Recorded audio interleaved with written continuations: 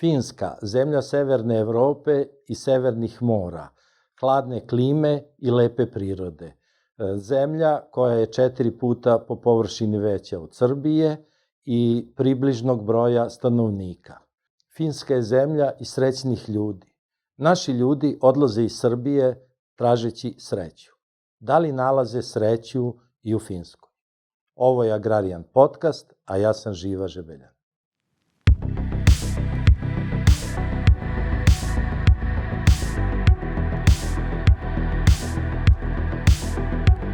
Poštovanje, dragi prijatelji, pozdrav našem današnjem gostu.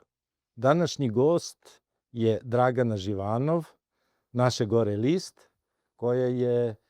koja živi u Finskoj. Dobro nam došla, Dragana. Hvala, bolje vas našla. Današnji podcast je malo drugačiji nego što su raniji podcasti bili, zato što koristimo blagodeti tehnike. Dragana je u Finskoj, a mi smo ovde u Pančevu, tako da probat ćemo da na najbolji i najefikasniji način uradimo ovaj podcast. Dragana, ti si pre 5-6 godina otišla iz Srbije. I da li si srećna zbog toga? Znači, ja sam u Finsku došla pre tačno 8 godina, jula 2017. godine, tako da je, evo, baš pre par dana bilo 8 godina da živim ovde. Sad, kako bih rekla, da li sam srećna ili ne? Naravno da jesam srećna, a neke stvari mi nedostaju, tako da mogu reći i da nisam. Znači, rekla bih da obe države imaju neke svoje lepote i prednosti. Nedostaje mi puno prijatelji, drugari, rodbina, druženje, taj naš neki mentalitet, dok sa druge strane ovde je bukvalno sve drugo funkcioniše i bolje lično za mene i za moj, recimo, karakter, kakva sam ja, meni se to sve dopada. Tako da bi jedino izdvojila možda tu neku udaljenost njihovu, što oni nemaju baš međuljudske odnose razvijene i možda eventualno klima mi nije baš po volji, inače zaista ne bi ništa mogla reći loše. Reci mi, čime si se bavila i koje si struke?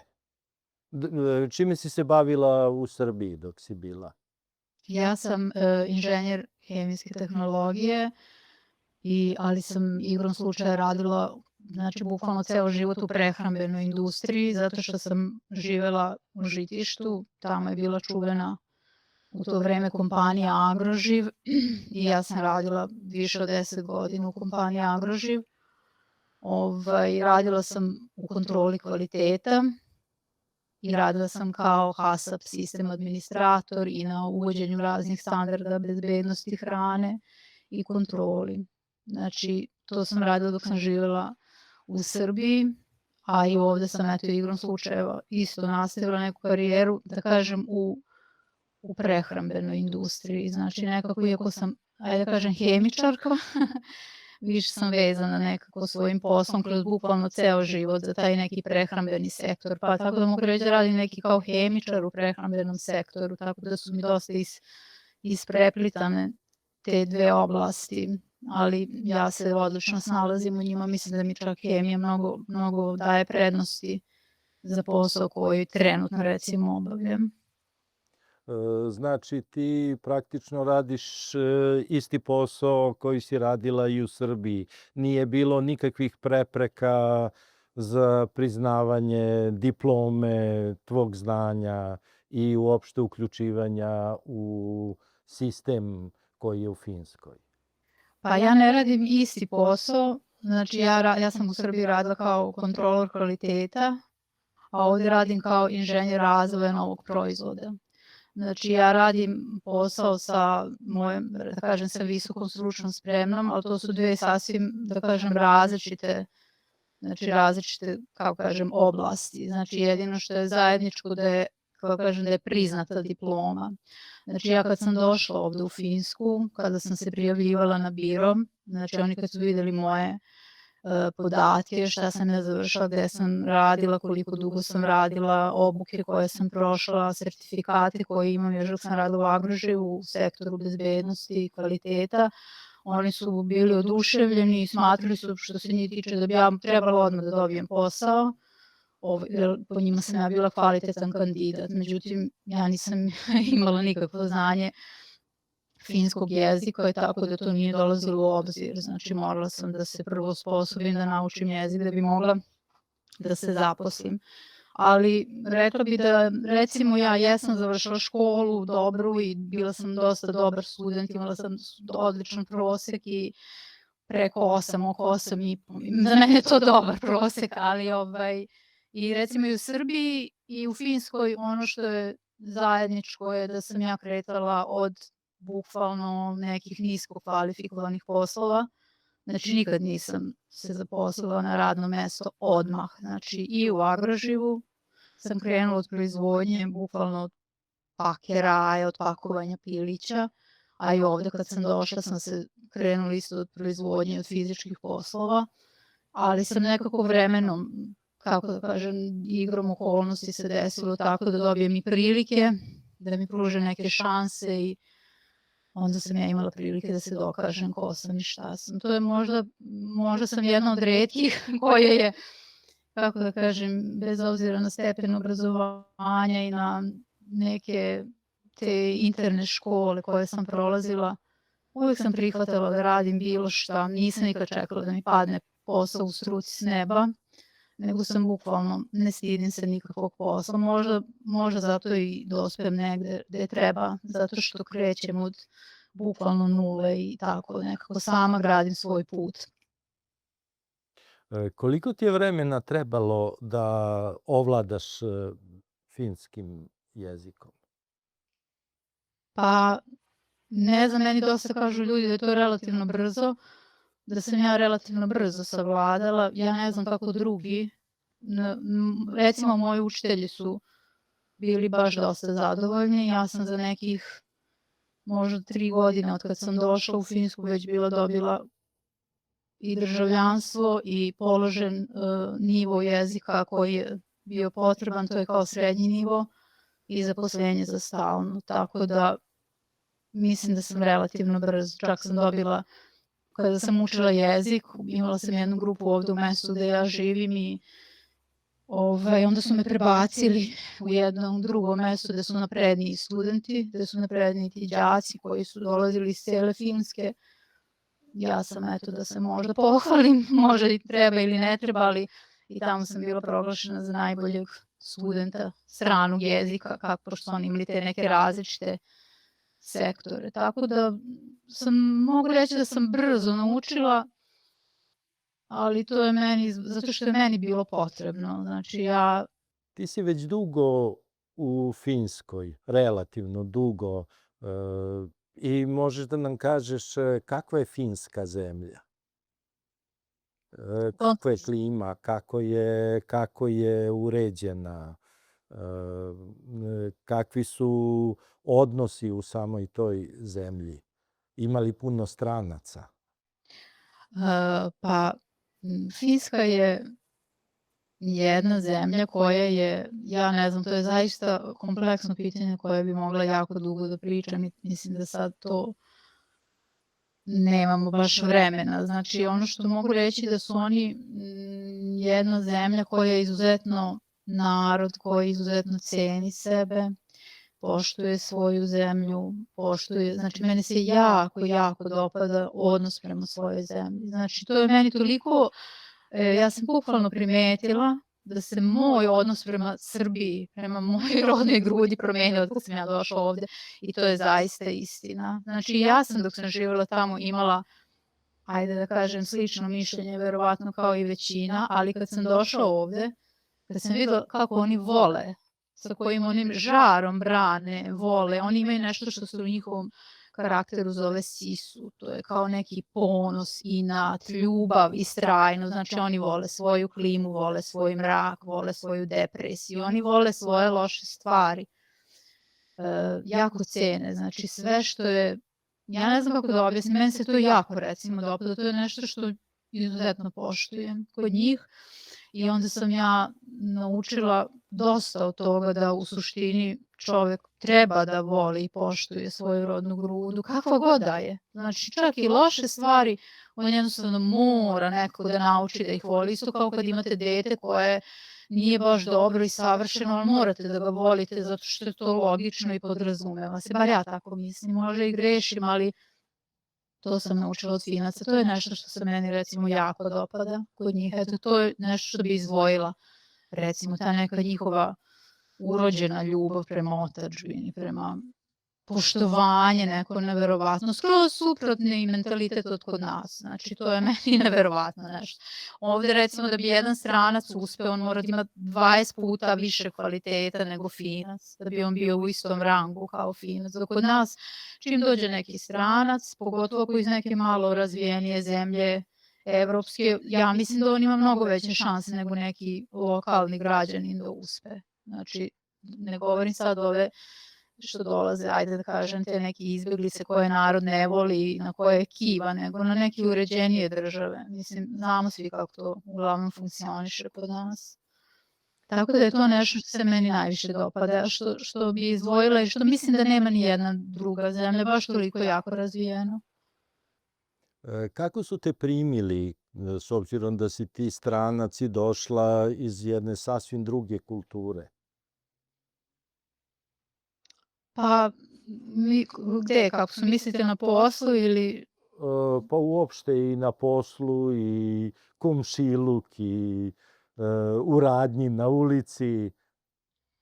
Pa to, kako da kažem, to nikog, znači ovde ne znam kako da objasnim, jednostavno što se tiče komšiluka, radnje na ulici, oni vas ni ne primete, jednostavno to je, nema da prime ili ne, oni, ne znam kako da objasnim, ne komuniciraju, ne oseti se ništa, da li su te prihvatili ili ne, jedino što recimo na poslu tamo, u početku sam imala ja malo problema. Ja ne mogu reći sa celim kolektivom daleko bilo, znači sa 2 osobe iz kolektiva koje su baš onako mi pravile, ajde da kažem, probleme i bilo je to neko bukvalno neke rasističke konotacije, ali moja direktorica se založila za mene, znači i bukvalno ona je to rešila u roku od, ne znam, znači prebacila me u drugu smenu i to je to bilo. Pitala me posle da li ti u drugoj smeni ok, jel te diraju, ja sam rekla ne, jel možeš, ja sam rekla mogu, ja nisam osoba koja bi, ja čak nisam ni žalila na njih, nego su oni nešto želele da isteruju pravdu, uopšte nisu bili u pravu, znači bukvalno je to bilo rasističke konotacije. Međutim, to kad se završilo više nikakve probleme, ništa, znači ne mogu reći da uopšte sam imala. U Finci generalno jesu veliki rasisti, znači to definitivno, znači oni su ponosni na kukasti krst, na Hitlera, na Auschwitz, znači oni vole to sve, ali nekako dovoljno su, kako da kažem, oni su dosta kulturan narod i oni neće da vređaju direktno, neće oni da, ne znam kako bi objasnila, znači oni i čak i kakvi su, takvi su, ali imaju, znači ovdje je bukvalno sramota biti bezobrazan, sramota je biti nekulturan, znači neće vas otvoreno vređati javno, znači nema šanse. Ne, to nikako. Da, oni su, čini mi se, protestanti, uglavnom. Da, oni su bili pa su se razdvojili, jeste protestanti, da. To je njihova... Imali i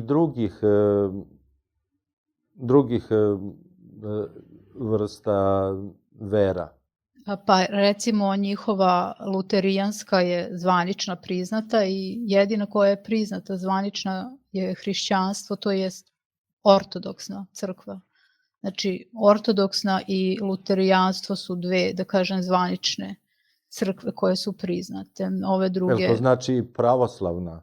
ako je Pravoslavna ortodoksna. ruska, da, to je verovatno Da. zbog ruske, od ruske crkve, jer Finska je do pre nekoliko godina pripadala Rusiji, tako da ja verujem da je to, kako kažem, ta Taj pravoslavlje uticaj. ostalo od Rusa, da, tako da je pravoslavna crkva u Finskoj, iako to mnogi verovatno ne znaju, pored njihove zvanične matične crkve jedina koja je zvanična crkva. Znači samo pravoslavna i luterijanska njihova, protestantska. To je sigurno uticaj. Pa oni se i graniče sa Rusijom, ako se ne varam.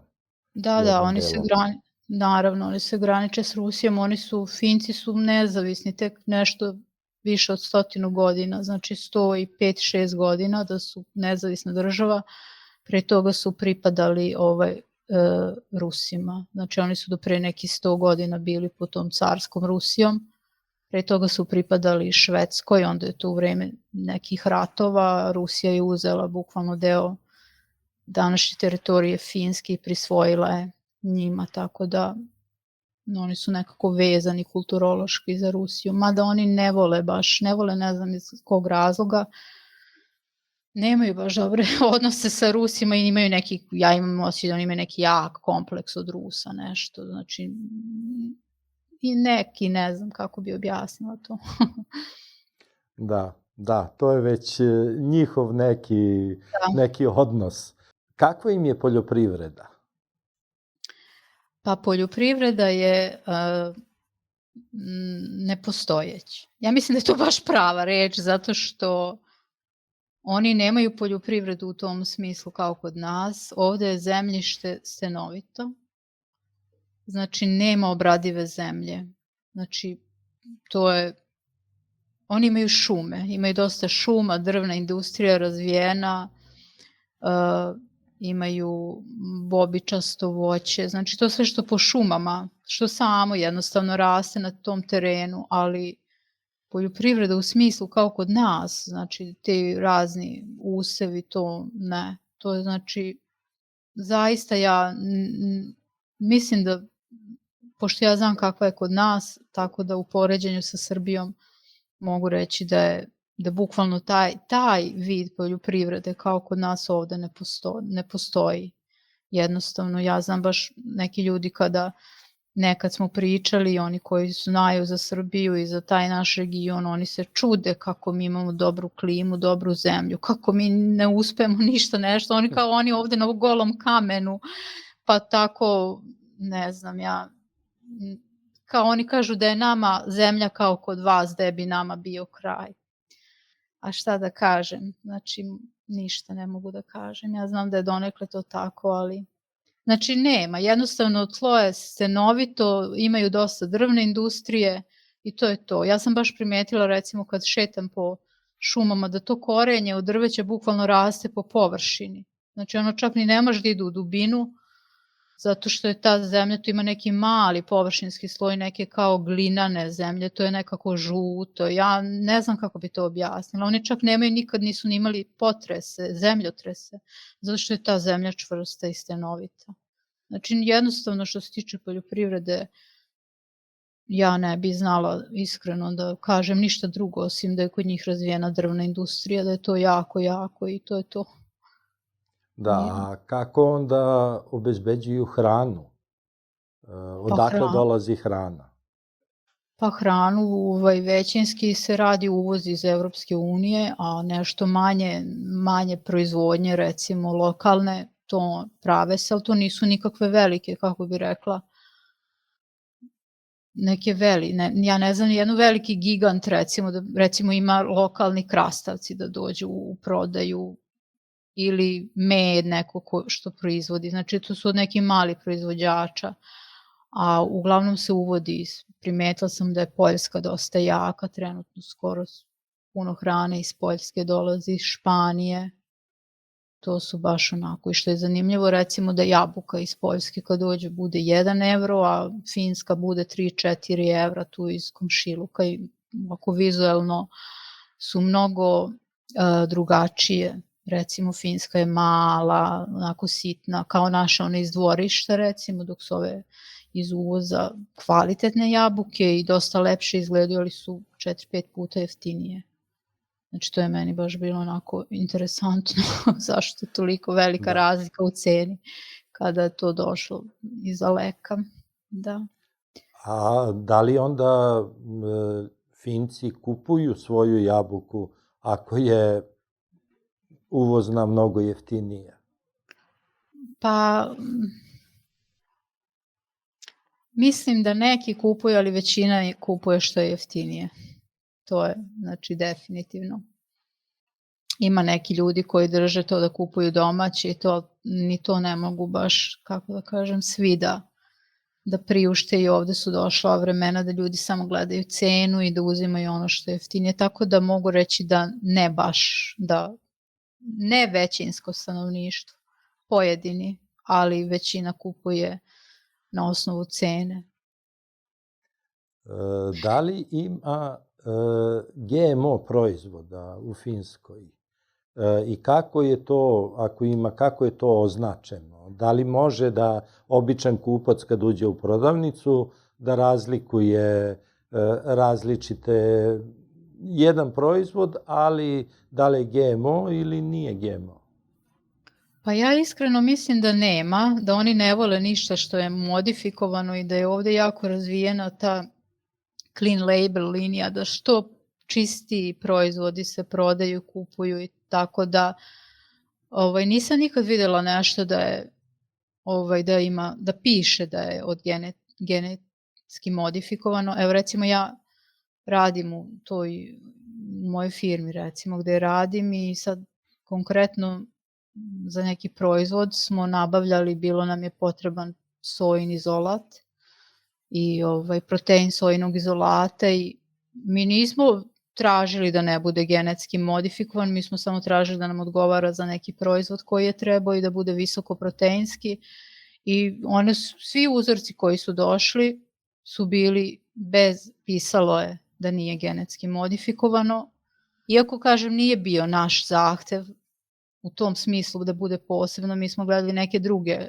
parametri su nam trebali i stigla je specifikacija proizvoda da to nije genetski modifikovana soja, tako da zaista nekako mislim da u Evropskoj uniji to se kao podrazumeva nekako da jednostavno ne šalješ ti sam poseban zahtev, ali ti dođe već neka specifikacija da to nije modifikovano, bar za te neke stvari koje sam ja recimo viđala i koje su, da kažem, ne znam sad, ovde nema poljoprivrede, nema toliko kao kod nas da bi sad ja nešto o tome, ali recimo ja govorim konkretno za to što sam ja sretala, recimo te neke sirovine koje dolaze ili koje koristimo, da uglavnom što mogu recimo da budu modifikovane, one nisu. I to automatski dolaze da nisu. Znači jednostavno mislim da nema. Ja nisam videla, zaista. A kažem opet, poljoprivreda nije takva kao kod nas.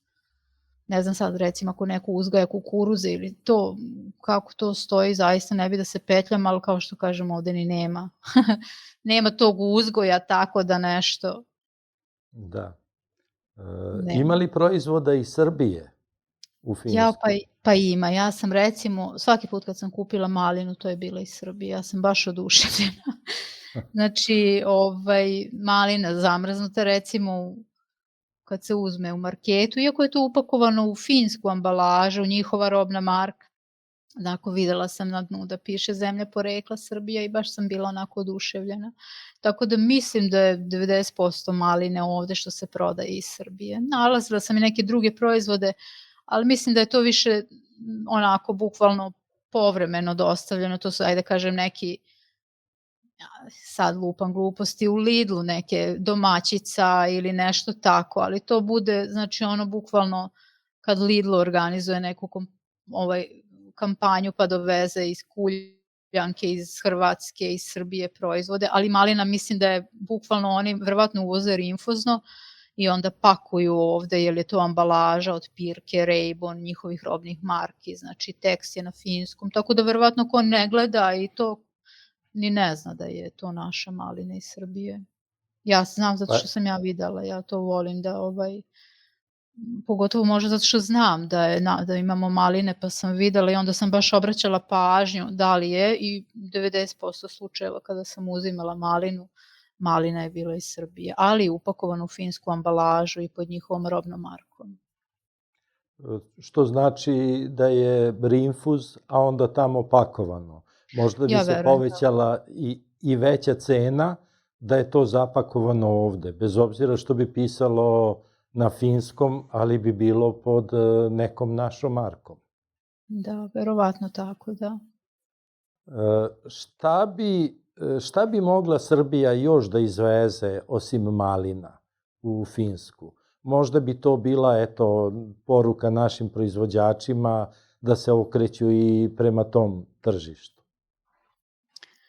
Pa ja ne znam, ovde recimo dosta oni vole, mada toga ima ovde, ali nema svih vrsta. Oni te bobičasto voće je dosta popularno, borovnice, brusnice i tako. Znači Finci su nekako baš to dosta konzumiraju. Ne znam da li bi to kod nas uspevali usevi, ali to je dosta popularno ovde. To recimo mislim da bi dobro išlo. Ne znam Pa šta. u Srbiji se proizvodi i malina, i kupina, i borovnica. Možda bi to moglo da bude jako interesantno za Finsku. Verovatno. Finci imaju dobre jagode, oni imaju svoje jagode dosta, nekako to im rađa i to je baš imaju ta polja da beru, dolaze ljudi iz Azije najviše da beru. To je pod otvorenim nebom.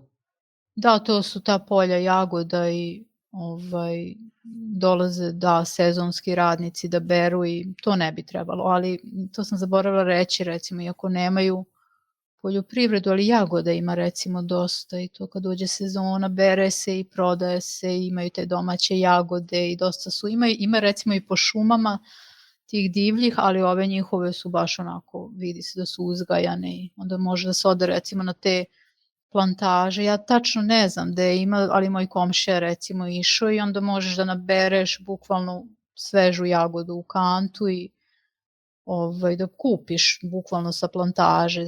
Dosta ima i pečuraka dosta po šumama i to beru i tako.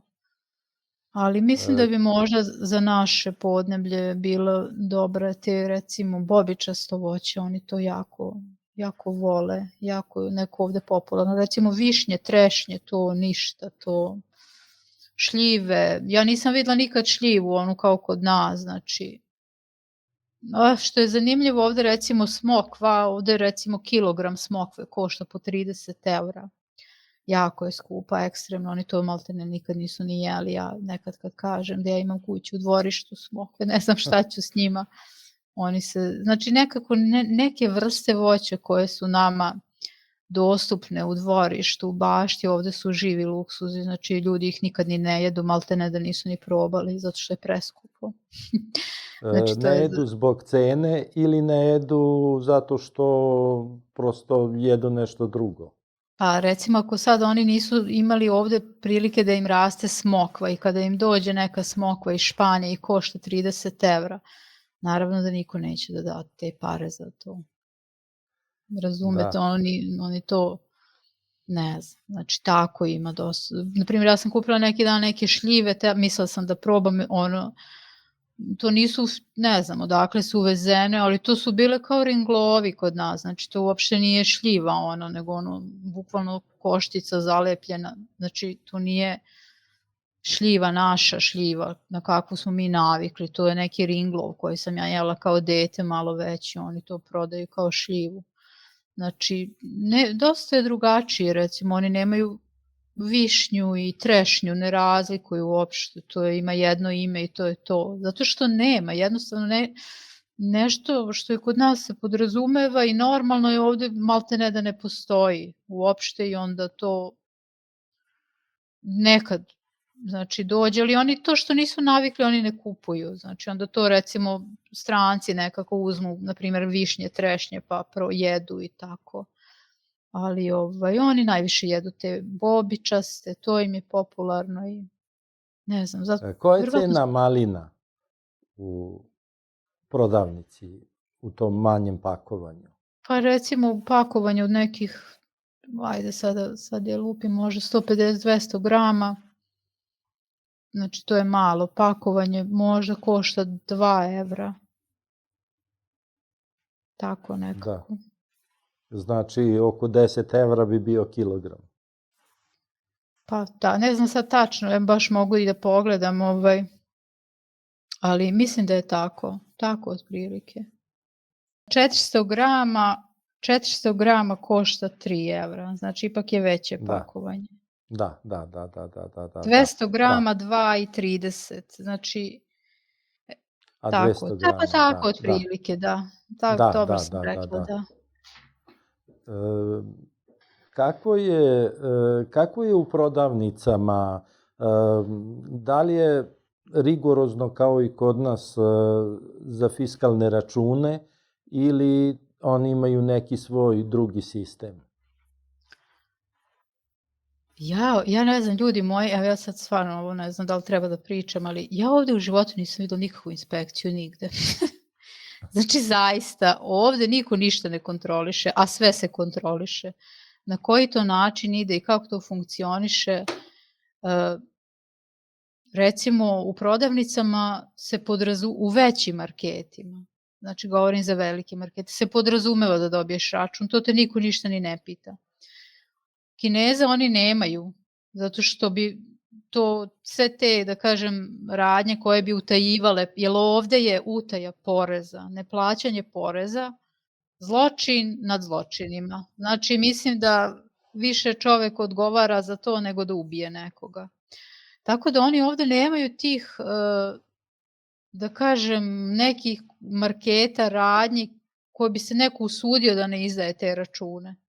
Znači, to nema. Jedino što, na primjer, male prodavničice ili neki manji, recimo second handovi, pošto ovde ima dosta tih second handova, oni te pitaju da li želiš račun, ali obavezno te pitaju da li želiš račun i sad ti ako hoćeš uzmeš, ako nećeš ne moraš. Ja ne znam da li to utiče njima nešto, ali uglavnom račune svi izdaju. Ne, oni su jako pošteni, oni su toliko su pošteni da to, ovde recimo cvećara u mom gradu, recimo tu drži cveće preko leta napolju. I noću i danju i non stop dok ne prođe sezona. Niko to neće da dira, niko ništa ne krade, niko ništa ne uzima što nije njegovo.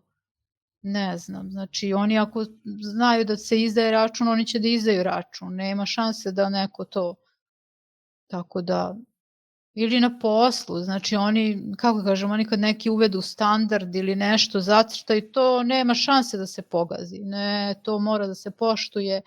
Ja jednom pre pitala, pa šta ima veze, ili crvena ili plava kutija, metal detektor prepoznaje metal, što moraš da menjaš kutiju? Pa zato što treba. Ja kažem, ali on detektuje metal, ne gleda boju kutije. Oni me ovako se čude pa me gleda i onda ja mislim, oni su naučili tako i to je to. Ne razmišljaju baš Da, nemaju potrebe da razmišljaju drugačije.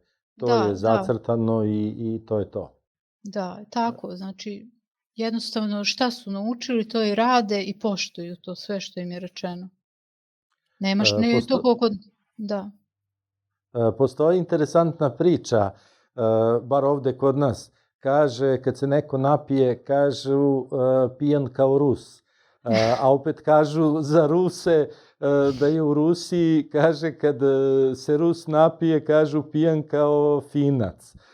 Kakvo je stanje sa alkoholom u Finskoj? Ja mislim da vam pravo kažem da je njima ta kultura opijanja i napijanja od Rusa ostala, jer oni piju isto koji Rusi. Ja ne znam, ali strašni su. Znači, svaki vikend oni kupuju, oni ne piju tokom nedelje, mislim sad govorim generalno za stanovništvo, ima naravno koji su pijanci, oni piju stalno, ne ulazim ja sad u te neke ekstreme, ali nekako generalno oni preko nedelje niti puše, niti piju, recimo. I onda kad dođe petkom i subotom i puše i piju.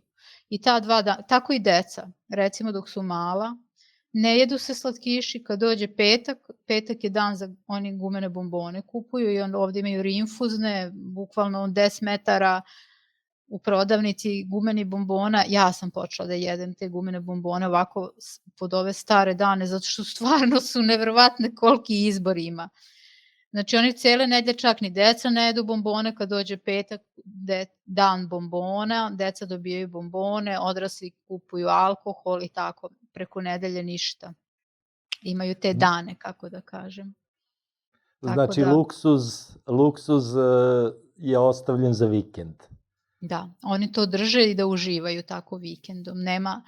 Nema to svaki dan da se jednostavno, baš sam se iznenadila jednom kad smo, jedan moj baš što je držao jezik čovek, on je rekao, on svaki petak nešto prave neku žurku i on kaže da on puši kao vikendom. Ja kažem, kako to puši se vikendom? Pa kažem, pa kad je žurka ili nešto onda zapali, popije, ali preko nedelje nema šanse. Znači, mene to, koliko oni sebe kontrolišu, razumete? Znači, oni te, da kažem, neke, ne znam šta su to, užici ili poroke, oni njih drže za kao posebno nešto. Ne može svaki dan da se puši, ne može svaki dan. Naravno, ima i oni koji puše stalno, da se razumemo, ali jako, jako retko. Ja evo recimo u našoj firmi, ovde se nigde ne puši u zatvorenom prostoru. Meni je to, pošto ja nisam pušač, meni to jako odgovara.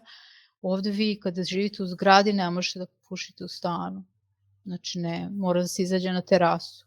Ko nema terasu mora da ide ispred zgrade. Sad sam videla novije zgrade koje se grade čak ne daju ni ispred zgrade, nego ja ne znam kako ljudi, ja stvarno ne znam odakle ljudima snaga. Čini mi se da sam pušač da bi prestala. Znači tamo negde 50 metara od zgrade ima mesto obeleženo kao saobraćajni znak i tu piše da je tu mesto za pušenje. I onda ko puši mora da izlazi iz zgrade, da ode tamo i da puši tu. I oni svi to poštuju. Niko to ne dovodi u pitanje zašto, što. Nema šanse da se ne ispoštuje. A u zatvorenom prostoru se nigde ne puši. U mojoj firmi nema pušenja. Nema šanse. Niko, ne znam, možda, pošto sam videla tamo van, kao kad se izađe iz dvorišta da ima jedna posuda, da imaju pikavci, možda nekad u drugoj smeni neko kad ima pauzu izađe pa zapalja. To je jako retko i jako malo. Ja ne znam kako oni jako slušaju. Oni ako ne sme, ne rade i uopšte to, oni to uopšte ne razmatraju, ne dovode u pitanje, ne žele da ruše, ne žele da se svađaju. Ja ne znam kako, oni su jako disciplinovani.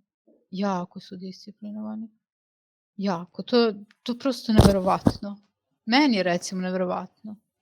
Ja ne znam. Ja, na primjer, da pušim i da me neko tera, da idem ja ne bi tela. Ja bi prestala da pušim pre nego da tako se me neko zeza, recimo. Ali eto, njima ne smeta, oni idu, oblače se, preslače, kiša pada, idu da puše tamo, 50-100 metara od zgrade. Tako da, skroz zanimljivo, bar meni je zanimljivo. Kakvo je stanovanje u Finskoj? Kakvi su stanovi, kuće? Gde obično Finci stanuju? Po stanovima ili kućama? Pa oni žive isto kao i kod nas, u zgradama, kućama, imaju neke kao kako bi to rekla, znači bukvalno kao lanac kuće jedna do druge, onako blokovske kuće, to mislim da kod nas nema baš taj tip gradnje, to oni kažu rivitalo, kao kuće u redu, znači bukvalno onako. Kuće u nizu, da. Ali su one bukvalno kao zalepljene jedna za drugu, onako, pa samo su tako, ne znam kako bi objasnila, kao kuće spojene, to kod nas nema, bukvalno imaju taj vid, žive, da, jedino što ovde recimo jako su visoki standardi, uslovi tog recimo života. Oni ako je zgrada loše kvaliteta, ima buđ, ako se slučajno pojavi plesan, buđ, neki vid kontaminacije, oni to odmah, ako na primjer živiš u zgradi i plaćaš stan, oni odmah to iseljavaju, saniraju, ako može, ako ne može, zgrada se proglasi da nije više stambeno, znači da nije pogodna za stanovanje, ruši se, ja sam se zaprepastila. Ja sam se stvarno zaprepastila kakve zgrade oni ruše. Nama su radili remont stana, stan je bio Ne znam, ja stvarno ne razumem kako to oni, odakle obezbeđuju sredstva i to, zašto to rade. Recimo, nama su radili remont stana pre 2 meseca, stan je po meni bio sasvim okej, ništa nije trebalo da se remontuje, ali jednostavno grad je odlučio tako da rade remont, pošto ja živim u državnom stanu. Ovde još uvijek ima i te ne znam da li to kod nas postoji, ali na primjer, ja živim u državnom stanu, ja plaćam gradu mom gde ja živim, oni su mi kao stanodavac, tako da oni su verovatno i zato radili remont što su uzeli novac od grada i tako. Tako da iako su, da kažem, visoki uslovi stanovanja i znači oni obezbede za svakog građanina da ima krov nad glavom. Znači, bez obzira da li ste vi zaposleni, nezaposleni, bolesni, alkoholičar, narkoman, šta god, koja god kategorija ljudi, oni će da vam obezbede stan, platu za nezaposlene, znači neke uslove života da ima se neki dostojanstveni, da kažem. Naravno, ne žive ti, sad što sam ja rekla, te marginalizovane kategorije, recimo ako su alkoholičari ili nešto, oni imaju neke svoje blokove gde njih smeštaju, ali opet su to sasvim pristojni, razumete, znači ima ovde jedna zgrada tu u komšiluku, ja sam čula da tu žive ti recimo koji su alkoholičari, pijanci, ali oni su tamo, vamo su ovi, znači svako ima krov nad glavom, svako, znači jedino ako ti baš hoćeš da odeš po ulici i nećeš da ideš, onda ne, ali to država sve obezbedi, znači bukvalno sve, znači meni nekad bude žao zašto kod nas to nije neko malo bolje organizovano, zašto kod nas neko te kategorije koje su baš loše, kako mi ne možemo, ne kažem da treba da im damo stan, ali ja ne znam zaista, zašto, mislim meni je to čudno kako ovako jedna zemlja može sve da obezbedi kod nas, malte ne moraš ljudi da skupljaju pomoć, da se pomaže, da se pravi krov nad glavom, da... Drugačiji sistem, verovatno. A kako je njihovo selo? Pa sela su baš sela. Sela su onako malo ima stanovnika. Kako da kažem? Znači sela izgledaju uglavnom kao da tu žive neki kao neki bogati ljudi, tako meni deluje. Znači, jel tamo u selima ne žive ljudi koji rade? Zato što ovde ljudi jako puno putuju. Ovde neki ljudi putuju po 100, 200 kilometara svaki dan na posao. I to se kod njih podrazumeva. To nije ništa. 200 kilometara dnevno, 90% njih putuje 200 km dnevno. A koliko dugo on putuje ako putuje 200 km? A mislim 100 u jednom pravcu i 100 u drugom, recimo. Koliko on vremena gubi? Pa, ali oni su tako, ja ne znam, to je kod njih normalno. I moje dve, recimo moja šefica i moja direktorica, one obe putuju tako, baš kao što sam rekla, jedna do 70, 80 u jednom pravcu i nazad, druga 90.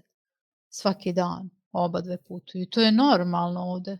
Dosta ljudi putuje po 100 kilometara. U jednom pravcu govorim.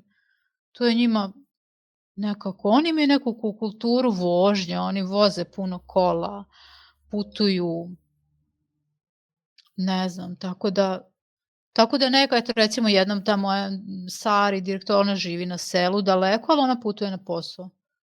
Nisu sela tako kao kod nas, onako su mirna i znate kako, Finska je površinski 5 puta veća od Srbije, a isti broj stanovnika ima. Pa sad to je, znači, ovde razuđeno, znači kad se krene to, šume, gore, jezera, nigde života.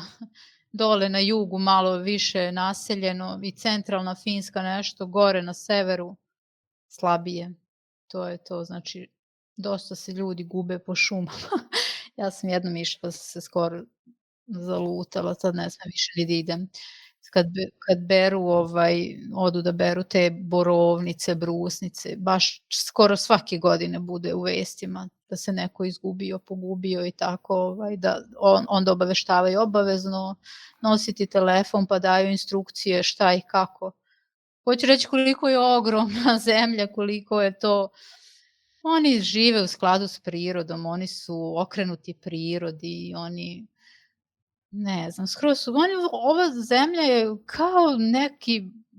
kao da žive na nekoj drugoj planeti ljudi. Oni su toliko mirni, smireni, opušteni, zadovoljni, ja ne znam, ne znam kako to tako. Mislim da nije oni baš da toliko ovde sve dobro, ali jednostavno oni su takvi. Oni to tako i to je to. Znači, jedna ravna linija, kao raj neki, ali malo to i dosadi. Nije to baš tako, kako da kažem. Da, potrebno je nekad i Pa neke potrebno je, kako dinamike. ne. Pa potrebno, Da. kako ne. Ja ne kažem, meni prija, ali bi volela, kako, ne znam. Ali su nekako narod je miran, ja ne znam, baš su onako, možda nisu oni u suštini, ali kontrolišu se dosta su, ili možda i jesu. Oni su već 7 godina za redom, 8, proglašeni kao najsrećnija nacija na svetu, za najbolje uslove za života. Oni su jako ponosni na to. Svake godine kad dođe, oni to obavezno objavljuju da su ovde. Mada ima dosta oni koji to kao, to nije istina i tako, govore da su to gluposti, ali ne, Da, većina. verovatno postoje neki parametri na osnovu kojih se procenjuje sreća i zadovoljstvo. Pa oni to Pa gledaju, su ja onda, mislim, socijalne te parametre i to, mislim, verovatno zbog toga, jer ovde uopšte nije ni lak toliko život ako si ti neka kategorija ljudi koja je zaposlena. Ti ako radiš, ti ćeš i da platiš i sve, ti ćeš da plaćaš i za one koji ne rade. To ljudi ne kapiraju i ne znaju, onda misle kad ja dođem u Srbiju da ja plivam u novcu, da ja ne znam šta ću od para, a meni koliko košta stan, koliko sve skupo, život koliko mi je skup. Oni ne kapiraju da ja nisam socijalni slučaj, da meni država ništa ne pomaže, da mi ništa ne plaća, da ne govorim sad samo za mene, govorim znači za kategoriju ljudi koja je radno sposobna. Znači, ti ljudi koji su radno sposobni ne žive nikakvo izobilje. Oni žive normalan život, imaju sve, ništa im ne fali, ali nemaju nikakve milijarde i milione. Niti možeš da uštediš nešto. Znači, toliko je sve skupo da to, ja ne znam, baš sam tu nešto komentarisala, zubare tamo u Srbiji, oni kao ovde jedan taj implant košta 2-3 hiljade evra, da se stavi jedan implant. Ovde niko živ nema, ljudi moji, veštačke zube. Oni čuvaju zube kao da su to biseri. Ne mogu da poprave, nemaju para, znaju da to ne mogu da priušte. Ali nemaju pokvarene zube. Oni peru, idu kod zubara, čuvaju. Zato što znaju da nema. Ako ovo propadne, gotovo. Odakle njima 100.000 evra da naprave zube? Mislim, jako je skup život, to hoću da kažem. To, znači, Da. sve je skupo. Ako trebaš kod veterinara neku životiju, joj, bolje. Ako kola se pokvare, nešto malo, ma to nema bez 1.000 evra ništa. Znači, jako je skup život, ekstremno skup, ekstremno. Tako da. A kakvo im je školstvo? Školstvo je stvarno fantastično. Znači, meni to baš bi trebalo nekako Srbija da uzme neki model od njih. Znači, to nije samo kao kod nas, ljudi moji. To školstvo je toliko razgranato. Tu toliko ima različitih vidova. Znači, recimo, deca idu u školu kada završe 8. razred. Ako nisu spremni da upišu srednju školu, ako ne znaju šta žele, ako nisu prošli taj ispit gde žele, oni tu decu stave još 1 godinu u školu koja se zove tuva se zove, to kod nas ne postoji. Znači deca idu godinu dana u školu gde ih rade s njima nastavnici da ih nauče da oni prepoznaju šta bi oni želeli da rade, gde se pronalaze. Znači, bukvalno lična, kako kažem, bukvalno za svako dete posebno, da kažem, oni znači, to je kao neka pripremna škola. To kod nas nema, kod nas ako se ne upiše pa znamo svi kako ide. Onda posle te škole oni idu, kako da kažem, u drugu tu gde su izabrali. Opet ako ne uspeju, ovde nije ništa čudno da dete menja. Išao je godinu dana, nije zadovoljan, sledeće godine ide u ovo. Niko ne upire u prstom u njih. Ovde ljudi jako menjaju zanimanja. Rade 10 godina nešto, sad mu dosadilo, sad će da upiše školu, ide za ovo, za ono. Ovde ljudi moji dođu lupam sad, iz Afganistana, ne znaju da čitaju i pišu, nepismeni, ništa ne znaju. Finska država ih uzme pod svoje, uče i da čitaju, pišu, za 10 godina završe škole, rade, neki koji su malo obrazovani, oni postanu i lekari, doktori. Dosta ljudi koji dođe iz tako tih, da kažem, nerazvijenih zemalja. Oni se čude, kažu ovde sve zavisi od samog tebe, samog sebe. Znači ti ako hoćeš, ti možeš, to jeste istina. Evo ja sam dospela da radim u svojoj struci samo zahvaljujući meni, samoj sebi. Nikom nije, ko sam ja u Finskoj? Niko i ništa. Nikog nemam iza sebe, nemam, kako da kažem, ovde ako si ti dobar, ako želiš, možeš šta god hoćeš. To je jako velika razlika između Srbije. Srbija ne prepoznaje individu makoliko bila kvalitetna, ako nema iza sebe čitav tim da stoji iza nje ili neku rodbinu, porodicu, partiju, nigde ne pristaješ. Šta meni vredi, na primjer, što sam ja verifikovala sebe u Finskoj. Ja imam moći da dođem u Srbiju da bi radila u kasici, da me niko ne bi ni pogledao kao jedinku. To je moj subjektivni osjećaj, možda i grešim, ali to baš nekako, ovde svako može sve i to je istina. Zemlja mogućnosti. Ja baš, znači, nema brige uopšte, nema brige za, ne znam kako bi objasnila, znači sad ako dete neće ide u školu, on može za 5 godina da ide i primit će ga i pružit će mu ruke i uhvatit će ga i vodit će ga da stvore od njega nešto. Jedino što je obavezno je školstvo, znači do 18. godine mora da se ide u školu, ne možeš da sediš kući. Ako nećeš da ideš u školu, ti moraš da radiš nešto, da se zaposliš negde. Oni ne dozvoljavaju da deca ne idu u školu. Ovde kad je bila korona, kad je počela korona i ta online nastava, oni su jako brzo shvatili da to ne vodi ničemu, da to je samo veliki problem. Oni su njih brzinom svetlosti vratili u školske klupe. I 100 puta su iznali ideologiju kako su shvatili da je to pogrešno i da to je jako veliki gubitak za decu. Znači, deca moraju da budu u školi, deca moraju nešto da rade, deca moraju da ne dozvoljavaju im da imaju slobodnog previše vremena, da imaju previše prostora za nešto. To nikako. U svakom slučaju Finska ima savršeno školstvo ili možda je suviše loša reč savršeno, ali dosta dobro školstvo, uvek može bolje i bolje i možda bi mi trebalo da se ugledamo na takvo školstvo i da uzmemo neku ideju od njih i da ugradimo to kod nas.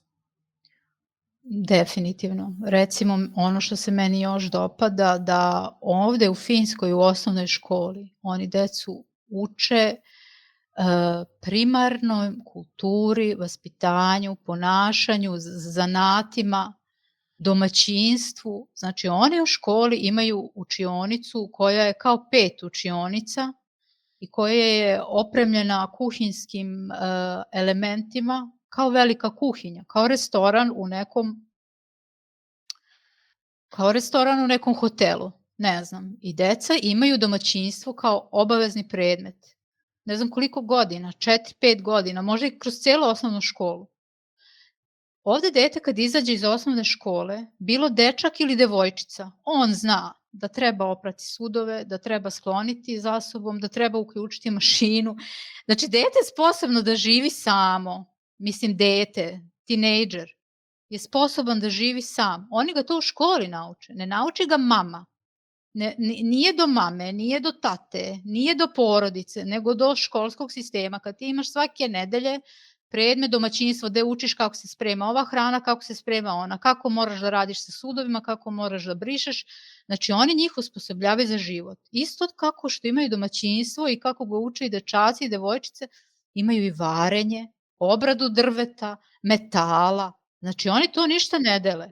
Ne rade tamo oni neke teške poslove, da ne može sad jedna devojčica ili dečak. Ne prave oni ne znam ti kakvu hranu. Ali recimo, ja imam ćerku, ona je donela razne predmete koje je pravila u školi. Ogledalo, znate kako lepo ogledalo zidno je napravila, debeo ram, kao iz trgovine. Varila je neku figuricu, drvenu činiju za voće, sve to ona napravila. Ja nisam mogla da verujem. Ja kažem, jesi ti to Jovana sama? Pa kaže, nego ko? Oni to rade na tim predmetima, ne rade, oni to nekoliko časova rade, ali oni njih u školi uče ih kako da plaćaju porez, možete misliti to, kako da se finansijski organizuju, da vode računa o novcu. Znači oni, i onda meni nekako, ja kad tamo taj naš mentalitet, sve mama kriva, sve tata kriv, mama nije naučila, tata nije ovo, porodica, roditelji. Ovde niko ništa ne govori mama i tata. Nikad nisam čula da to neko nešto upire prstom. Malo ovde da se razmišlja dublje, više, a škola, sistem, država, organizacija, oni su preuzeli da te dece prave nešto. Mada daleko od toga, ima i ovde problematične dece, ima svašta. Ali čak i ta problematična zna da spremi za sobom stvari i tako, da napravi i da jede, neće crknuti od gladi. Hoću reći njih u školi, i jako što je zanimljivo, njih uče. Zato što sam kad sam recimo pohađala kurs jezika, ja sam iz neke lične želje sam išla i na časove hemije na finskom, da vidim kako to izgleda, taj finski jezik i hemija. To je bilo meni jako teško, zato što ja ne poznajem toliko jezik dobro da bi ja mogla da rešavam zadatke iz hemije na finskom jeziku, ali sam ipak išla. Ali ono što sam primetila da oni nemaju bubanje, to kao kod nas. Ti kad dobiješ neke zadatke, ti to nikad ne dobiješ iz knjige nešto, nego nešto što moraš da razmišljaš, da misliš, da donosiš zaključke, da, ja ne znam, meni to delovalo jako teško. Neko oni njih uče da razmišljaju, uče ih da rade, uče ih da se brinu o sebi. Ja ne znam. Zato ovde, na primer, kad deca odrastu, muškarac u porodici, on radi isto sve kao i žena. Žena radi isto što i muškarac. Nema tu nešto da se oni kolju, da se svađaju, ti nisi. Od mali nogu nauči da sad ako si ti jeo, skloniš za sobom. Ne čekaš da ti žena skloni ili da žena ne mora da čeka da je muž nešto. Znači nekako svi zajedno se to, kako da kažem. Po meni je to lepo. Lepo je zato što to meni nekako korisno. Korisno je to neko znanje. Bar ja tako. A to se nauči u školi. Da. U svakom slučaju potrebna je sinergija i porodice i društva i uopšte treba izgraditi sistem. Da li postoji nešto, mi smo dosta pričali sad o Finskoj, ali vremena je uvek malo i uvek može da se kaže još nešto. Da li bi ti još nešto dodala, nešto jako bitno, a nisam te pitao? A u vezi čega da se to odnosi, recimo?